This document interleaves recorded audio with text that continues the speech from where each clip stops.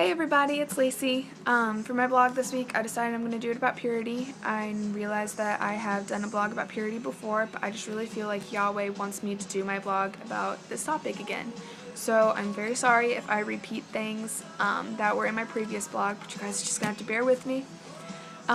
So a couple weeks ago, I went to a Bible study with some of my friends, and after the Bible study, we were all talking. One of my friends asked if we believe that Yahweh has a certain man picked out for us to marry, or if we believe something different. Several of my friends did say they believe Yahweh has a certain man picked out for each of us, but some of my other friends said that they believe, I'm pretty sure this is what they were meaning, so if I don't get it right, I'm really sorry. But what I'm pretty sure they were meaning was that Yahweh kind of tells you what character qualities and traits and everything that your husband needs to have, and then he lets you pick who you want. And I really do not believe that way. Ever since that Bible study, I've just had this on my heart that I really need to do a blog about this and tell you guys my beliefs and where I come from and why I believe the way that I believe, and try to give you some Bible verses to help kind of show why I believe what I believe. So I really hope that this helps you guys, maybe gives you guys a different perspective on things. So I guess I'll tell you what I believe about marriage first, I guess. I do not believe in dating. I do not even really believe in courting. I believe that, I believe in betrothal, because I believe that betrothal is very biblical. Because Yeshua is our husband. It says in the Bible that Yeshua is our husband and we are the bride. And he was married to us by his covenant on the cross. And when you get betrothed, when you are betrothed, you have your betrothal day, you are legally married. But then you have a time of separation, which right now we are going through our time of separation with Yeshua. So in the betrothal process, you get betrothed, you are legally married like we are legally married with Yeshua. You have a time of separation like we are going through now, and then you end up having your wedding day and your wedding feast, and the groom takes his bride and do his house, which is what Yeshua is going to do with us. So I really believe that betrothal is it's not for everybody, I guess. It's not the way that it needs to be done, but I believe that it's the most biblical way to go about being married, and that it's beautiful. When you think about the whole process, it's beautiful. So I believe that when a man wants to be betrothed to a woman, first that he should know her and know what she's really like, not just see her and be like, oh, I want to marry her, but actually know her. And he needs to pray about it and talk to his parents about it, and if they all feel like this is a good match, he will approach the father, and the father will talk with his wife, and they will pray about it together. And if they feel like it's what Yahweh wants, they will approach the daughter, and the daughter will pray about it, and if she feels like it's what Yahweh wants, then she will say yes, and then the betrothal process will go on. If you guys want to learn more about the betrothal process, I highly suggest getting the movie Betrothal from YHWH. Great movie. Oh, it was so sweet. But anyway, that is my beliefs on that. I guess I believe that when you're dating and you're in the whole dating scene and everything, you are constantly, dating people. And then you're like, oh, well, I don't really like you, I think this guy's cuter, or I like this and this person better, so I'm going to break up with you and I'm going to go to this person. And by doing that, you're not practicing to stay with somebody for the rest of your life. You're practicing to divorce somebody. So if you are so quick and easy to break up with somebody and go to a different person when you're dating, when you're a teenager and a young man or woman, are you going to do the same thing when you're married? Many of you will say, no, I'm not going to do that. Yahweh doesn't like divorce.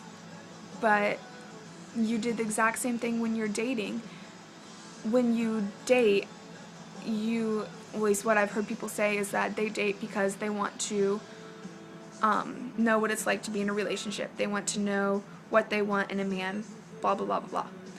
So if you marry somebody and they end up not being everything that you wanted, but they still are a good person, are you just going to leave them because this other person you think has everything that you want?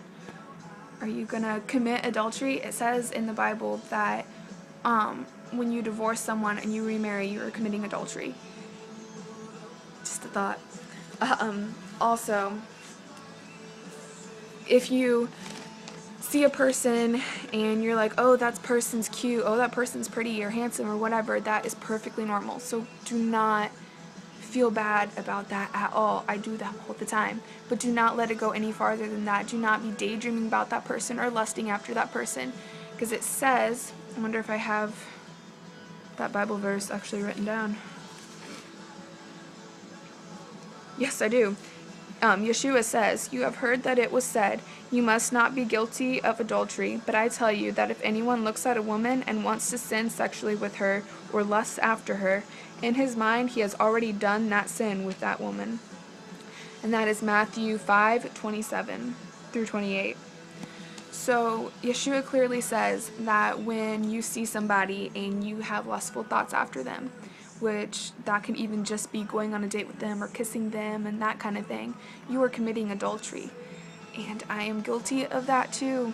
So do not feel bad if you do that, but just know that that person has a wife or a husband planned out for them by Yahweh. So even when you are dating somebody, you're kissing this person, all this kind of stuff, you're taking away parts of that person from their future spouse.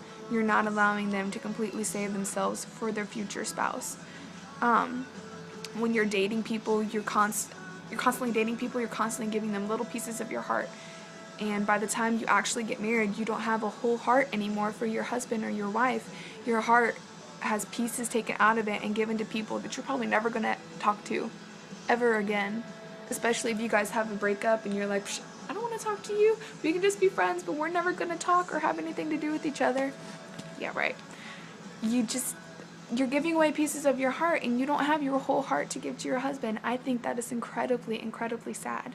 And I'm not meaning to judge any of you or put any of you down because I have done the exact same thing. I have dated before and I regret it. I talked to my mom about that though, and that was when I was younger, so she thinks that I didn't really give away pieces of my heart. I don't know if I did or not, and that's something I'm going to have to live with for the rest of my life. So for those of you who haven't dated and who haven't, done that and given away pieces of your heart to people, please don't ever do that because it's something that you can never take back. It's something that you're always going to have with you, and it's something that's kind of hard to live with sometimes. I just strongly urge you, before you do things, like sinful things with dating people and other things like that, you're going to have to end up telling your future husband or wife about those things. And are you going to be able to do that? Are you going to want to tell them, oh, I gave away my first kiss. I didn't save my first kiss for you. Oh, I've dated 10 different people before. I have pieces of my heart taken out. I can't give you my whole heart. Are you going to be able to tell them that? It's just a thought. Another Bible verse that I have.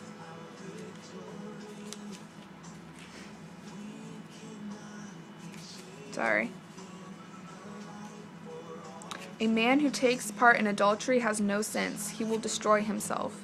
Psalm 6:32. What that Bible verse says to me is that when you take part in adultery, you're constantly giving away pieces of your heart, you're constantly tainting your soul, I guess. You're not making your soul be clean and be pure anymore. That will destroy you. That will, for most people, hopefully it will make them feel guilty. It'll make them,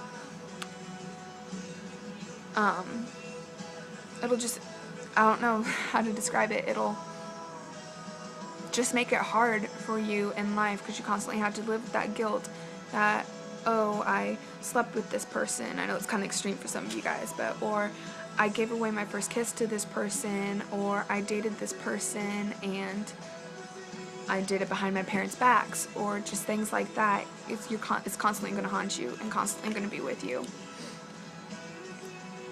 I guess, to be quite honest, none of the Bible verses that I got really have anything to do with that Yahweh has one person planned for you.